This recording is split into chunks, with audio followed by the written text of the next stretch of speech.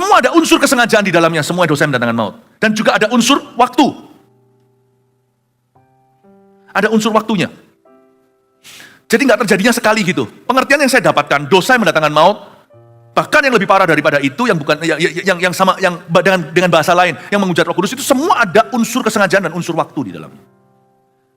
Jadi sekali lagi seharusnya menjawab orang-orang yang berkata, apakah aku sudah menghujat? Kalau Anda tanya, apakah aku sudah menghujat? Belum, saudara. Kalau Anda merasa sudah menghujat, berlututlah dan berkata, ampuni aku Tuhan, kasih aku kerendahan hati, aku tidak mau jadi Firaun, aku mau jadi Daud. Ada unsur Roh Kudus juga di dalamnya. Pasti itu, nggak bisa nggak.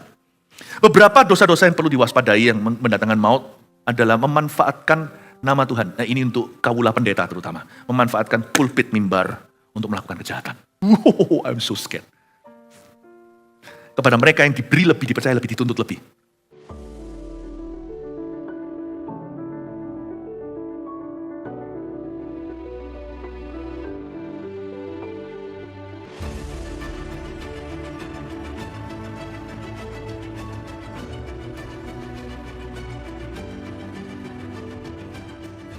Oke, ada dua tipe orang di akhir hidupnya Tuhan Yesus di dunia waktu terjadi kebangkitan, lalu Tuhan Yesus bangkit lagi. Yang satu first degree, yang satu second degree, yang satu berencana, yang satu tidak berencana. Paham maksud saya? Yang pertama, ketika Yesus bangkit, sebelum bangkit kan dikasih tentara Itali di sana. Entah berapa orang, pasti itu satu regimen ditaruh di situ. Nggak mungkin lah polisi jaga sendiri, itu dikasih tentara di sana. Beberapa orang. Waktu itu ada satu malaikat cukup kuat, nggak ditulis oleh Alkitab, malaikat itu namanya siapa, nggak usah cari tahu. Satu malaikat gelundungin tuh batu. Itu semua prajurit ketakutan sampai freeze, tahu sampai frozen, sampai mereka ketakutan dan mereka lihat dengan matanya sendiri dan malaikat itu duduk di atas batu itu dan Yesus keluar. Oke. Jadi orang ahli Farisi, orang ahli Taurat dan orang Farisi kalau dengar kabar gitu harusnya mereka langsung bertobat. Aduh, kita ini salahkan dan bunuh yang salah. Harusnya kita tahu lewat bukti sekarang, jikalau bukan lewat hati. Ternyata Yesus itu beneran, Yesus itu anak Allah, iya kan? Enggak, mereka musyawarah, ayo kumpul. Gimana nih? Bangkit loh orangnya. Gimana? Gila gak? Waduh bangkit ya. Kok gak malu gitu loh satu sama lain? Kayak Ananias Safira, ayo nyolong yuk. Ayo nyolong uang Tuhan yuk. Ayo. Sama-sama itu. Mana nalurinya manusia? Kenapa jadi insting hewan? Paling enggak kalau sendiri bisa jatuh. Ya kan orang bisa sembunyi-sembunyi gak ada yang tahu. Padahal dia tahu, Tuhan tahu. Tapi ya anggaplah itu kelemahan dagingnya lah. Dia tetap jatuh. Tapi ini sudah mau sama mau loh. Dan ini bukan satu dua orang loh. Itu satu body of people. Kok gak ada yang berkata, aku ngeri yang gini, aku ngeri. Aku keluar, ngeri. Gak ada. Iya lu bangkit. Gimana bangkit? Waduh repot nih kita nih. Gimana bangkit? Gini aja, siapa punya ide? Sudah tahu bangkit loh. Ada satu yang angkat tangan. Begini aja Pak. Apa? Kita buat satu news saja. Bukankah Yesus pernah menubuatkan kebangkitannya? Jadi ini bilang aja murid-muridnya yang nyolong. Yang curi badannya. Jadi kita sama-sama sepakat, kita keluarkan press conference-nya, kita panggil prajuritnya, kita kasih sogokan. Nih ya, saya kasih sekian ratus juta masing-masing per personel dan institusinya dikasih. Mari kita sampaikan berita keluar ke dunia, tubuh Yesus dicuri murid-muridnya lalu mengklaim bahwa dia telah dibangkitkan. Oke, sepakat? Yes, good idea, brilliant bro. Harusnya kan minimal kalau enggak langsung mau terima Yesus karena imannya enggak kuat, takut dikucilkan teman-teman. Bahasa Surabayanya ya, keluaro. Paham maksud saya? Orang Jakarta ngerti enggak? Keluaro. Keluar sana. Dan berkata, aku enggak ikut-ikut. Sorry ya guys, sorry. Aku bingung. Coba saya cerna dulu. Enggak ada. Ini orang-orang sudah melampaui kemungkinan untuk bertobat. Dia sudah menghujat Roh Kudus. Itu andai kata Tuhan muncul di depannya, jereng gitu Allah Bapa pun mereka gak bertobat. Mereka akan menghujat. Nah sekarang kan aman tenang kan. Berapa orang di sini, kalau gitu ya aku jauh masih Pastor Philip, saya gak sampai ke menghujat. Ya kan, tak beritahu gak percaya. Dari dulu takut aja paranoid. Aku sudah menghujat kan belum. Menghujat Roh Kudus bukan berarti kalau kita gak ngerti bahasa roh, bukan. Saya dulu itu kenapa susah terima bahasa lidah. Saya tahun 92 bertobat, 95 baru dapat. Karena 92, itu saya kalau lihat orang terima bahasa roh, saya ini kan suka pakai logika. Saya bilang ngomong apa tuh? Awal-awal sih hanya bingung saja, lama-lama menghina. Karena saya nggak suka hati orang-orang selalu tanya, Philip, kamu sudah berbahasa lidah, sudah dibaptis Roh Kudus belum? Aku udah dibaptis, pokoknya sudah, jangan ganggu aku. Jangan ganggu aku. Iya, waktu itu jangan ganggu saya. Saya berkata, saya ngomong sama mereka, lama-lama saya marah. Saya marah kan, akhirnya saya bilang begini, udah, berhenti minta-minta aku didoakan. Suatu hari, saya saking keselnya, saya ambil gitar. Ada beberapa teman-teman saya nggak bisa berbahasa roh. Saya tiru-tirukan orang berbahasa lidah. Ya, mereka semua ketawa, tapi yang nggak ketawa yang sudah berbahasa roh. Mereka lihatin saya. Tapi susah loh, terus terang. Membuat-buat bahasa itu nggak bisa. Waktu saya berbahasa roh, keluar aja bahasa yang aneh-aneh, tapi semua itu ada bahasa yang saya tahu. Ya kan misalnya bahasa apa, Chinese, bahasa Spanish, itu saya ulang-ulang tapi yang saya campur aduk. Susah loh sebenarnya kalau Anda berbahasa lidah, Anda ragu ini bahasa roh atau bukan. Otak kita itu nggak diciptakan sekreatif itu untuk menciptakan bahasa dari yang nggak tahu jadi tahu, nggak ada. Kita pasti akan referensi ke sesuatu lalu kita twist sendiri. Nggak bisa kita berbahasa roh tanpa berpikir 15 menit berbahasa lidah gitu, itu pasti Roh Kudus karena otak kita nggak punya pelurunya untuk mengucapkan bahasa-bahasa yang otak kita nggak tahu. Jangan ragu. Tapi saya sempat nyanyi-nyanyi begitu. Itu membuat saya agak susah terima. Setiap orang didoakan, terima, saya nggak terima. Tapi akhirnya saya terima baptisan Roh Kudus ketika saya di kamar mandi sendirian. Ketika saya tobat-tobat bilang, ya sudah Tuhan, ampun, aku butuh karunia ini. Aku mau tertawai mereka, tapi mereka yang maju, aku mundur rohani. Jadi siapa yang rugi? Tuhan ayo, keluar bahasa lidah. Saya nggak mengucap Roh Kudus, saya malah dikasih Roh Kudus. Mengucap Roh Kudus itu lebih dari itu. Mengucap Roh Kudus itu mengeraskan hati dan terus sampai satu titik. Setelah 3,5 tahun loh mereka itu hujat Yesus, berubah levelnya jadi mengucap Roh Kudus. Udah langsung berkata, yang Yesus lakukan itu dari setan. Yesus itu kesurupan roh jahat. Gak bisa langsung sekaligus 3,5 tahun kemudian karena konsisten profesional terus melawan. Berubahlah hati mereka. Udah lepas brake atau lepas remnya, tidak bisa kembali semula. Please don't worry. Kalau Anda sudah menghujat Roh Kudus, tidak segampang itu binasa. Kalau Anda masih takut apakah Anda menghujat, kemungkinan besar Anda belum menghujat. Karena orang yang menghujat sudah gak takut. Kalau Anda masih worry, apakah aku menghujat, berarti Anda belum menghujat. Karena orang yang menghujat tidak bisa berpikiran taat. Amin. Jadi bersyukurlah, tolong dipelihara. Karena setan keinginan terbesar adalah supaya Anda binasa. Dan ada kasus-kasus tertentu menurut saya, ada orang yang pernah sungguh-sungguh dengan Tuhan, tapi melakukan sesuatu yang fatal, tapi karena ditekuni terus, akhirnya fatal beneran. Saya bacakan lagi ayat berikutnya. Dari sini tadi kan kita bacakan, kita sudah tahu dan mengenal pentingnya hidup kekal. Tolong dijaga ya. Kalau Anda mau jaga apapun di hidup ini, jagalah yang utama itu keselamatan. Percayalah, apapun yang Anda jaga itu semua sifatnya sementara, kecuali satu ini. You protect your salvation. That's the one thing you cannot lose, cannot afford to lose. Satu hal tidak bisa kita kehilangan. Saya tidak berkata, I'm not saying that we can lose our salvation. Tapi jadikan itu berharga, paham maksud saya Bapak Ibu Saudara. Apapun bisa dicari nanti, apapun bisa dikembalikan dalam kekekalan, kecuali kalau kita kehilangan kekekalan itu sendiri. Oke? Karena itu kalau kita itu murtad atau mundur dari Tuhan, jangan lama-lama, please cepat kembali. Jangan biasakan. Karena kita nggak pernah tahu kalau rumah kita buka, mungkin hanya pencurian atau perampokan biasa. Siapa tahu orang masuk membawa gobang dan membunuh seisi rumah tangga. Anda tidak pernah tahu 7 roh lebih jahat yang masuk itu roh apa. Anda tidak akan pernah kenal. Karena itu saya nggak berani jauh dari Tuhan. Kemanakah aku dapat pergi menjauhi rohmu Tuhan? Lagu itu saya nyanyikan. Ya. Karena saya takut untuk jauh dari Tuhan. Saya selalu doa gini sejak saya bertobat. Tuhan, jangan izinkan saya Philip ini menjauh. Kalau saya jauh jewer nggak apa-apa. Pukul cambuk nggak apa-apa. Tapi please, don't give up on me. Jangan menyerah.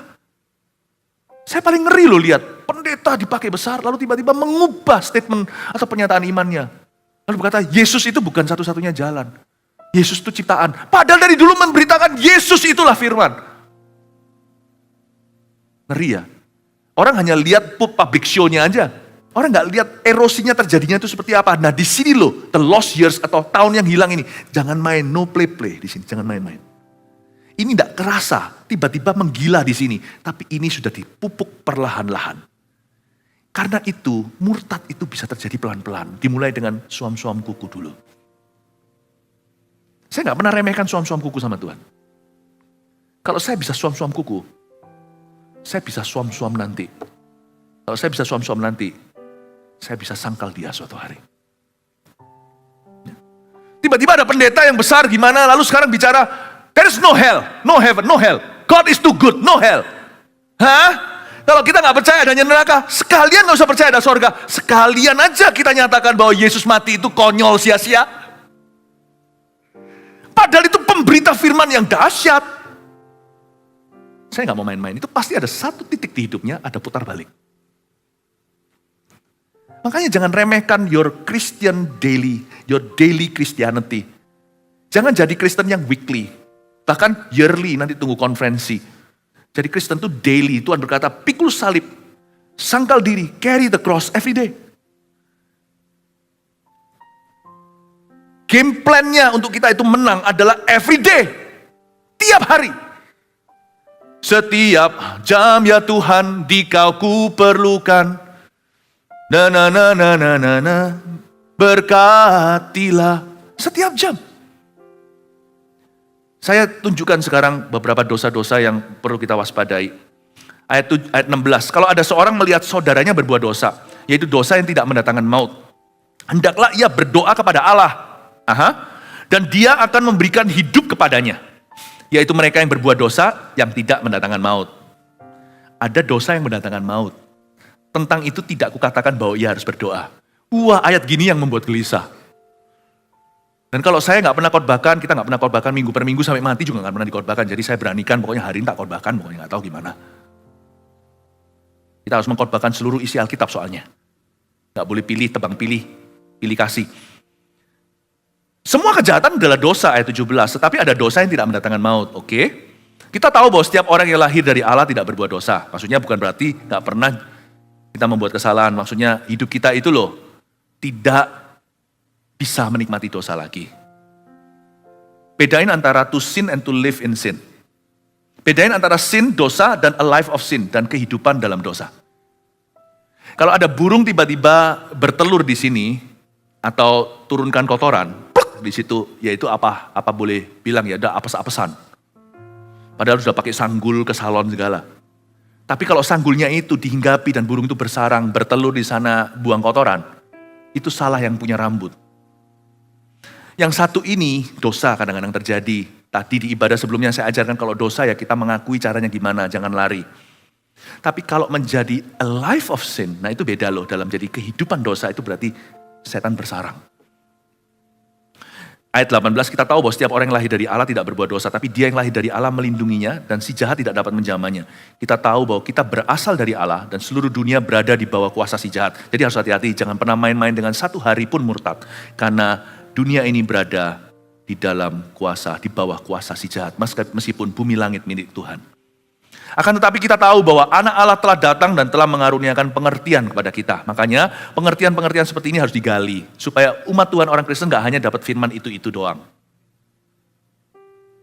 Supaya kita mengenal yang benar, itu tujuan akhirnya. Bukan supaya kita ketakutan, tapi supaya pengenalan. Dan kita ada di dalam yang benar di dalam anaknya. Supaya kita tahu apa itu keselamatan, apa itu penumbangan tangan, apa itu pelayanan. Kita tahu semuanya. Apa itu baptisan Roh Kudus, apa itu baptisan selam. Di dalam anaknya Yesus Kristus, dia adalah Allah yang benar dan hidup yang kekal. Anak-anakku, ayat 21, waspadalah terhadap segala berhala.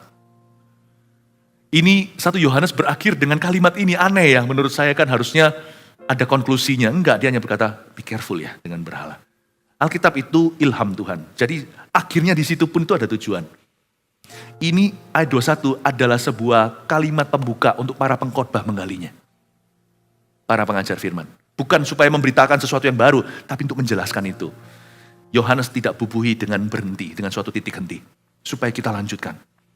Makanya terima kasih Anda datang sore ini, untuk bisa mendapat pengajaran ini, dan ini direkod-rekod. Nanti ini akan terus ada abadi, di dokumentasi. Supaya sampai kapanpun anak-anak Tuhan dapatkan menu yang lengkap dari firman Tuhan. Satu lagi yang gak ada penutupan, Kisah Para Rasul pasal 28. Ujungnya itu loh kok gini, supaya kita yang lanjutkan tanpa pasal 29. Roh Kudus belum selesai bekerja, kasihan mereka-mereka yang berkata Roh Kudus sudah gak era. Itu zaman dulu rasul-rasul, itu rugi. Gak pernah baca Kisah Para Rasul itu berhentinya tidak ada konklusi. Oke, tak jelaskan sekarang ya, kita kembali lagi ke ayat 16. Di sini saya jelaskan beberapa hal. Kalau ada seorang melihat saudaranya berbuat dosa, yaitu dosa yang tidak mendatangkan maut, hendaklah ia berdoa kepada Allah. Bukan berat, dan dia akan memberikan hidup kepadanya, yaitu mereka yang berbuat dosa, yang tidak mendatangkan maut. Dalam hal ini kita perlu mendoakan orang berdosa. Karena kita sendiri orang berdosa yang didoakan, paham maksud saya. Ada dosa yang mendatangkan maut. Tentang itu tidak kukatakan bahwa ia harus berdoa. Nah ini yang perlu dijelaskan. Ada dosa yang mendatangkan maut, tentang itu kita nggak harus berdoa. Wow. Itu maksudnya gini loh, rasul-rasul gak usah konsentrasi kepada ahli Taurat semuanya itu yang membuat cerita Yesus dicuri. Itu first degree atau dusta berencana. Yang second degree atau dusta yang tidak berencana, ya itu semua sama bahayanya menurut saya. Tentara-tentara Italia yang menerima sogokan itu dan mengiyakan dan berkata yes, Yesus dicuri. Padahal dia di situ lihat malaikat. Nah orang itu menurut saya juga gak selamat. Ya kan? Tentang dosa yang kayak gini, rasul-rasul gak akan terus naik ke loteng atas lalu berdoa sembahyang untuk mereka bertobat. Tinggalkan, leave them. Mereka minta Roh Kudus untuk memberitakan Injil kepada mereka yang mau dan bersedia mendengar. Itu maksudnya. Tapi tetap didoakan, tapi gak usah dijadikan agenda utama. Tapi kalau ini, orang-orang ini adalah keluarga Anda, tetap doakan mereka sampai bertobat. Tuhan membuat perkecualian karena Allah lebih besar. Oke, beberapa dosa-dosa yang bahaya patut kita waspadai. Yang pasti, apapun yang saya sebut nanti itu, semua ada unsur kesengajaan di dalamnya. Dosa yang mendatangkan maut itu gak ada yang, ups, gak sengaja aku lalu masuk neraka. Gak ada orang itu gak sengaja masuk neraka, itu gak ada. Satu hal yang Anda bisa yakini dari firman, no one accidentally ends up in hell. Tidak ada orang yang kebetulan tanpa kesengajaan masuk neraka, itu gak ada. Gak ada. Itulah sebabnya kita harus usahakan sebisa mungkin. Biar orang mati menguburkan orang mati, kita cari orang hidup dan kita injili. Oke? Tapi ada juga keluarga yang begini, saya pernah tanya sama satu orang, salah tanya. Papa mamanya meninggal. Oh ya, sudah dalam Tuhan. Mestinya saya gak usah tanya ya. Dia diam. Lagi nyetir nih, dia diam. Waduh, kalau sudah lihat gini kan nanti bahaya, kita tabrakan. Ternyata dua-dua tidak dalam Tuhan. Padahal mereka orang pelayanan. Saya nggak tanya lebih lanjut karena saya tahu track record mereka. Orang-orang ini orang-orang yang sungguh-sungguh mendoakan keluarganya. Saya no komentar, kayak gitu tidak usah komen. Ya sudah, komen apapun salah. Nggak apa-apa ya, nggak apa-apa. Kita sekarang semua punya pengetahuan, di luar Tuhan itu binasa. Saya bilang, lu nanti dia guilty. Jadi diam aja, kita mau makan mana? Mengalihkan pembicaraan. You see, kalau saya bisa ngomong sama orang itu nanti di lain waktu, bukan waktu itu. Mungkin saya bisa komentar gini, jangan blame yourself too much. Tiap orang itu punya pilihan selama hidup ini menurut saya cukup Tuhan itu kejar dia. Kalau saya bisa bilang sama orang itu, saya akan tepuk pundaknya dan berkata, bahkan papa mamamu sudah ada sebelum kamu dilahirkan. Kalau kamu yang dilahirkan dulu dan kamu melahirkan mereka, kamu papa mamanya. Ya enggak? Karena kamu anaknya harusnya papa mama yang tuntun kamu ke Tuhan. Tapi papa mama tidak mau. Jadi hari ini kamu bisa kenal Tuhan aja bonus-bonus tuh. Kalau saya bisa ngomong sama dia, saya akan bicara. Udah kamu jangan terlalu menuduh diri. Ingat ya Bapak Ibu Saudara, no one accidentally ends up in hell. Tidak ada orang yang kebetulan, tidak disengaja berakhir di neraka, itu gak ada. Jadi everyone, setiap orang gak bisa salahkan sambuan. Gak boleh salahkan siapapun juga. Kalau sampai ada satu orang pun berakhir di neraka suatu hari, you cannot also blame me. Tidak boleh menyalahkan kita. Ya, semua ada unsur kesengajaan di dalamnya, semua dosa yang mendatangkan maut. Dan juga ada unsur waktu. Ada unsur waktunya. Jadi nggak terjadinya sekali gitu. Pengertian yang saya dapatkan, dosa yang mendatangkan maut, bahkan yang lebih parah daripada itu, yang bukan yang sama, yang dengan bahasa lain, yang menghujat Roh Kudus itu semua ada unsur kesengajaan dan unsur waktu di dalamnya. Jadi sekali lagi seharusnya menjawab orang-orang yang berkata, apakah aku sudah menghujat? Kalau Anda tanya, apakah aku sudah menghujat? Belum, saudara. Kalau Anda merasa sudah mengujat, berlututlah dan berkata, ampuni aku Tuhan, kasih aku kerendahan hati. Aku tidak mau jadi Firaun, aku mau jadi Daud. Ada unsur Roh Kudus juga di dalamnya. Pasti itu, nggak bisa nggak. Beberapa dosa-dosa yang perlu diwaspadai yang mendatangkan maut adalah memanfaatkan nama Tuhan. Nah ini untuk kawula pendeta terutama. Memanfaatkan pulpit mimbar untuk melakukan kejahatan. Wow, I'm so scared. Kepada mereka yang diberi lebih, dipercaya lebih, dituntut lebih. Anda jangan kaget ya. Saya ngomong ini dari saya sendiri profesi itu. Jadi jangan takut dulu yang jadi jemaat. Yang paling takut harusnya jadi pendeta. To those who are entrusted more, will be from those will be demanded more. Kita ini yang takut. Orang-orang yang memanfaatkan nama Tuhan pelayanan. Saya tahu juga di luar sana nggak sedikit. Karena pernah kena ke jemaat sendiri. Tapi saya terpaksa. Tapi saya harus hati-hati karena saya bukan Tuhan. Jadi saya hanya melindungi jemaat, itu saja tugas saya. Jangan berlebihan, paham? Karena kita bukanlah the punisher. Kita bukanlah orang yang menghukum orang lain. Kita orang yang melindungi dan mengembalakan. Feed my sheep, beri makan domba-dombaku. Saya tahu bahwa pernah sekali ada jemaat yang juga kena dengan orang yang kemana-mana pakai nama Tuhan. Dan sukanya ke janda-janda.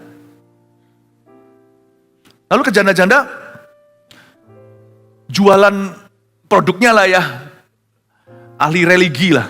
Ini itu, ujungnya itu adalah untuk dapatkan keuntungan dari janda-janda yang kasihan menurut saya. Saya di hati langsung tahu ini maling. Tapi saya nggak bisa teriak maling karena profesinya itu kudus. Kalau menyandang gelar pendeta, profesinya itu kudus. Mau presiden atau perdana menteri kalau korupsi, itu bukan presiden atau perdana menteri, itu oknumnya. Posisi itu sendiri sakral di negara. Jadi saya harus ngomong, Ci atau siapa, Bu, hati-hati ya. Saya tidak mau Anda berakhir gigi jari, lalu dimanipulasi, dieksploitasi. Tapi dalam hatiku, maling orang ini. Yang kayak gini tuh nggak bisa, karena dia sudah casual dengan nama Tuhan. Jual nama Tuhan, nama Tuhan, nama Tuhan. Yang gini Tuhan akan berkata, nyahlah aku tidak kenal kamu pembuat kejahatan. Please jangan targetkan. Kenapa semua orang kalau pelayanan itu targetkan ke mimbar? Ini tempat yang paling scary. Saya nggak berani di sini kalau saya nggak dipanggil, atau kalau saya nggak punya karunia. Saya nggak akan berani. Karena di sini otomatis saya akan jadi targetnya Tuhan dan targetnya setan. Tahu nggak Anda? Peperangan rohani paling sengit itu di sini. Makanya kalau kasih kepercayaan biasa di dalam gereja itu joy loh. Tapi joy-nya juga besar sih, sukacitanya. Kalau setelah khotbah begini, kelihatan orang lain diubah, itu sukacita. Salah satu dosa yang paling bahaya adalah memanfaatkan nama Tuhan. Dalam nama pelayanan untuk melakukan kejahatan. Seks, money, atau whatever.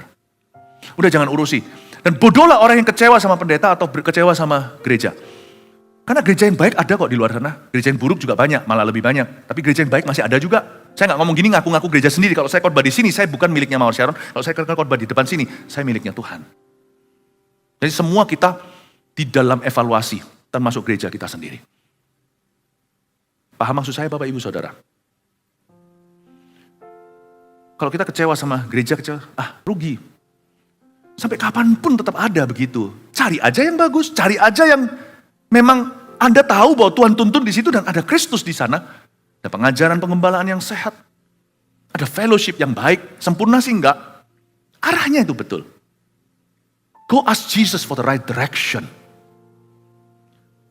Satu lagi tentunya adalah menganiaya rasul-rasul, nabi-nabi dan hamba-hambanya. Dan saya ngomong gini bukan kita cari kuasa untuk para kawula pendeta. Enggak loh ya. Cuman saya sangat hati-hati. Seperti saya katakan tadi, sekalipun saya tahu itu maling. Saya tahu bagaimana caranya untuk menegur atau menjaga yang demikian. Tapi ada orang itu yang gak hati-hati, dia melanggar orang-orang yang diterima oleh Allah. Dan ini bukan untuk memberi kuasa kepada klergi atau kepada orang-orang yang dalam pelayanan kependetaan, supaya mereka bisa semena-mena. Jangan-jangan don't touch me. Nanti jadi MC Hammer, can touch this. No, we are not called to be MC Hammer. Tahu nggak? Kepemimpinan yang sehat, termasuk pendeta bahkan harus teachable, harus approachable. Seorang hamba Tuhan harus mau terima masukan. Tapi tentunya nggak terima semuanya, bisa gila. Karena 1000 orang ya 1000 masukannya. Tapi harus bisa terima dari timnya sendiri, dari pasangannya, dari keluarganya harus bisa terima. Nggak ada orang itu above the law, itu cuma Steven Seagal movie-nya namanya begitu. Nggak ada orang itu yang di atas hukum tuh nggak ada. Ayat yang saya sebutkan tadi ini bukan berarti memberi kuasa, adik kuasa kepada mereka, bukan. Tetapi intinya adalah, be very careful. Better not to make a comment before you study well what you are about to comment on. Jangan membuat komentar terlalu cepat sebelum kita mempelajari dulu apa ini. Kecuali kalau jelas-jelas salah. Lalu ada lagi orang-orang yang memanggil arwah atau menyembah berhala ke ahli nujum, orang pintar, padahal dia sudah dipenuhi Roh Kudus. Wow, careful. Ketika Anda mencampurkan chemical tertentu dengan tertentu, seperti di film-film kartun, boom, laboratoriumnya, Anda tidak bisa campur roh jahat dengan Roh Kudus. No play-play, jangan main-main. Ada orang Kristen udah penuh Roh Kudus, ada pelayanan, lalu pergi ke orang pintar, pergi ke ini ahli-ahli nujum, mencari arwah, lalu habis itu menyembah berhala lagi setelah menerima Roh Kudus.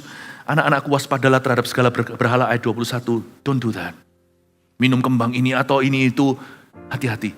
Biasanya dimulai dengan superstisi biasa-biasa dulu. Anginnya, airnya, fungnya, suenya. Saya mendingan percaya dia yang berjalan di atas angin dan di atas air. Ngapain saya beri iman kepada angin dan air? Dia sudah berjalan di atas air dan angin aku udah kenal kok. Ngapain saya kenal bawahannya? Biasanya mulai dengan kecil-kecil, horoskop apa, tanggal-tanggal tertentu. Ada orang yang takut loh. Saya beritahu, berhala itu gampang menyusup masuk. Kalau yang penyembah berhala orang pintar gitu, enggak lah ya. Saya rasa kita enggak akan. Tapi ada orang yang diberitahu sesuatu langsung goyah. Dia mau pergi luar negeri. Di ulang tahun terpaksa dimajuin sehari. Kalau nggak gitu seluruh keluarga nggak bisa rayakan.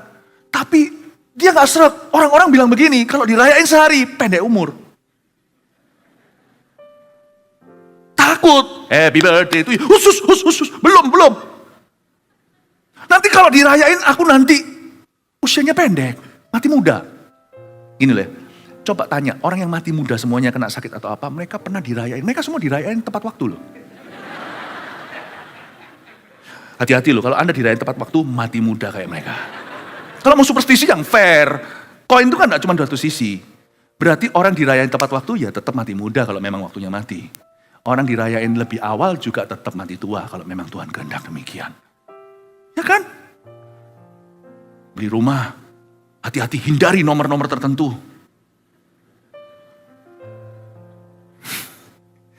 Aneh ya. 13 itu angka bagus. 13 kali Yeriko diputarin ambruk.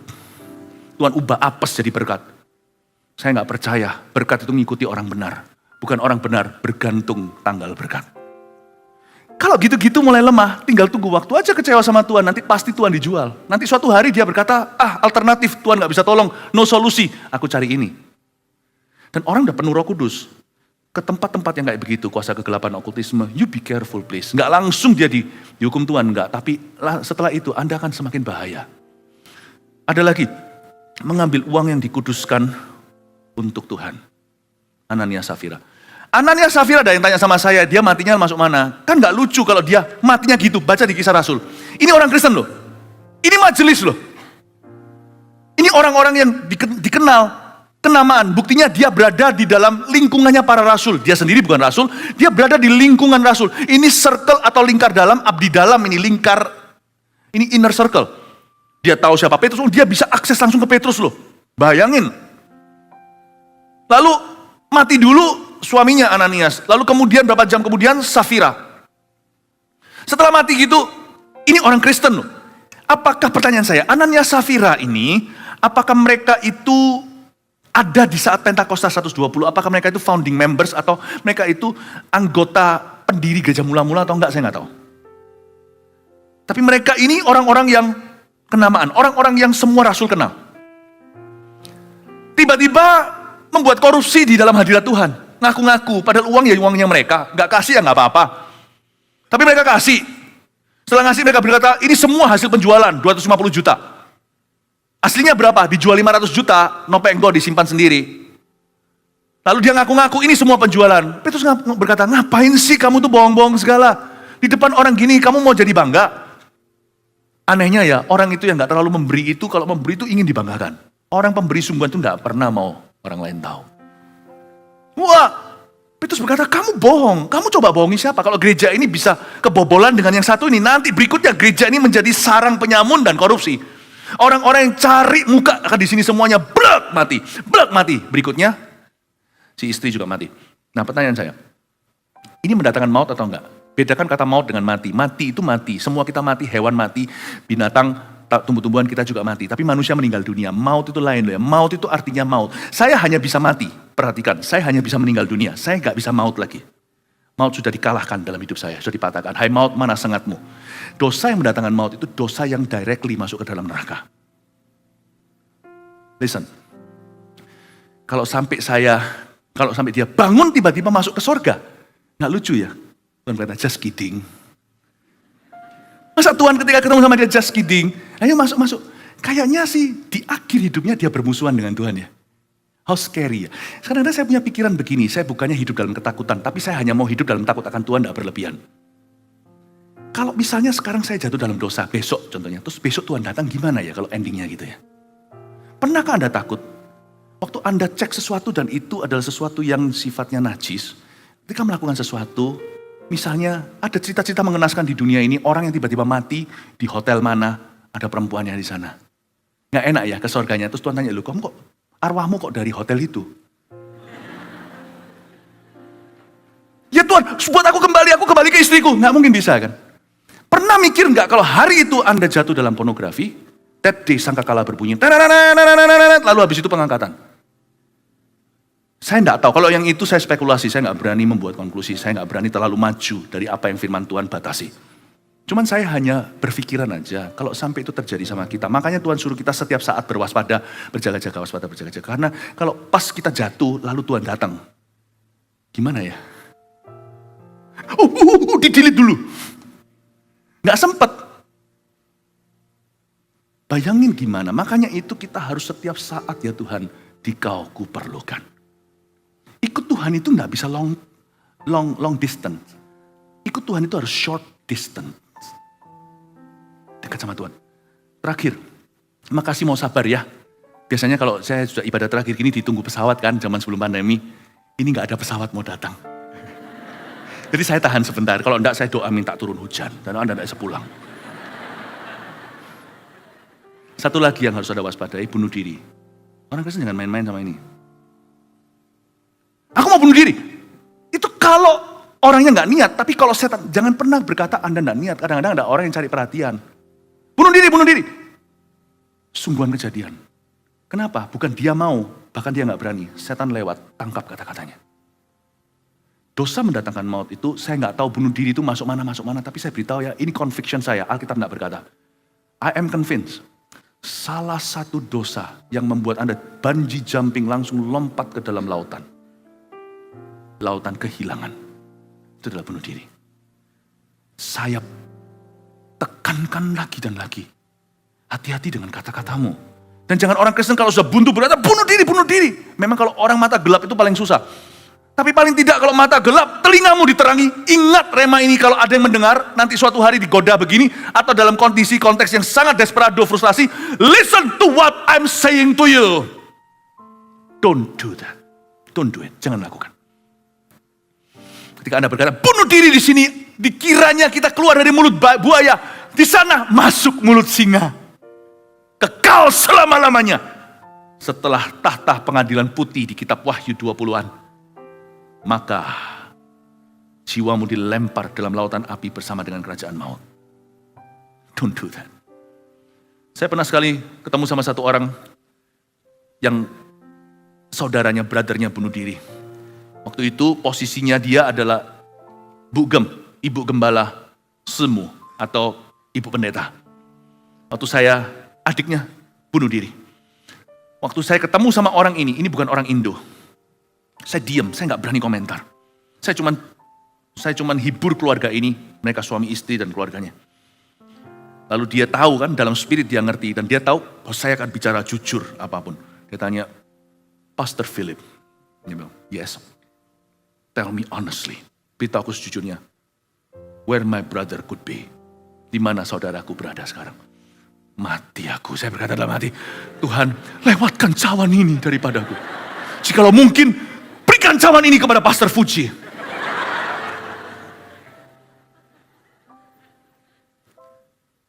Terus saya bilang sama dia, saya tidak tahu apakah kamu akan marah atau benci saya. Dan saya tidak kepingin tentunya, saya tidak ingin kamu akan lebih sedih dari kamu sekarang sedihnya. Tapi saya yakin orang bunuh diri itu bungee jumping. Bagaimana caranya? Tuhan tanya, arwahmu dari mana? Loh, nomormu belum dipanggil. Kok kamu di sini? Hello, surprise heaven. Surga akan berkata, go away, no appointment. Nggak bisa Anda pergi ke pesawat. Surprise Garuda. Surprise SQ. I'm ready for you. Ditanya, where's your ticket? Nggak ada. Nggak bisa. Tuhan tanya, loh, jangankan ke Tuhan di gerbang malaikat aja, go away, nggak ada appointment. Tuhan pun tanya, loh, kok kamu di sini? Emang aku sudah memanggilmu? Mau kemana? Oh, mungkin Tuhan kasih kesempatan lagi, balik. Berapa orang bunuh diri balik hidup? Ayo, pikirkan. Berapa orang bunuh diri balik hidup kembali? Lalu kemana dong? Surga nggak mau ke situ, gentayangan di mana? Jadi setan? Nggak mungkin, nggak bisa lama-lamanya. Roh manusia itu tinggal di bumi. Dia harus pergi ke akhiratnya. Mana lagi tempat yang selalu welcome, jalannya besar, di dalam dunia ada 2 jalan lebar dan sempit. Mana kau pilih? Yang lebar api jiwamu api mati, tapi yang sempit hidup berglori. Tanya anak sekolah minggu tahu jalan yang lebar mana. Saya bilang sama orang itu, inilah convictionku, ini kelahianmu. Dia nangis, waduh Tuhan ampuni aku membuat seorang wanita tambah sedih. Jangan-jangan nanti dia yang bunuh diri. Setelah itu dia senyum, setelah sekian lama, thank you Pastor Philip, dia berkata. Terima kasih engkau memberitahuku sejujurnya. Saya tanya semua mbak Tuhan teman-teman saya, semua berkata he's in heaven, he's in heaven. Dan saya tambah penasaran, saya tambah rasa gak seret. Tapi hari ini, saya merasa sesuatu diangkat dari saya. Aku gak bisa apa-apa. Bukankah semua jiwa manusia milik Allahnya? Saya lega, loh kok jadi senyum dia? Padahal dia cinta adiknya setengah mati. Saya berkata, I hope God consoled you. Dia bilang, honesty consoled me. Kejujuran membebaskan aku. Bapak Ibu saya beritahu ya, mumpung Anda masih hidup. Kalau you bunuh diri, I will not see you again. I'm not going down there. Saya tidak akan turun ke bawah. Saya akan naik ke atas sana. Kalau siapapun bunuh diri di sini, dan ini nggak cuma di sini. Eman sayang kalau hanya dikorbankan di Jakarta. Dengar, mana kameranya? Nih saya lihat kameranya, nggak tahu di mana. Itu ya? Ah itu, nggak tahu di mana. Dengar ya, kalau you bunuh diri, kami tidak akan melihatmu selama-lamanya lagi. Jangan lakukan itu ya, sesusah apapun dunia ini nanti. Jesus loves you. Jangan takut, Anda belum melakukan sesuatu yang mendatangkan maut. Buktinya, Anda di gereja hari ini. Are you happy? Buktinya Anda di hadirat Allah hari ini. Oh jauh dari maut itu. Karena Tuhan mengasihi setiap kita. Saya berdoa, Pastor Fuji dan saya berdoa. Agar semua domba di sini suatu hari masuk surga. Dan selama di bumi mencari kerajaan Allah dan kebenarannya. Haleluya. Kasih tepuk tangan bagi Tuhan Yesus.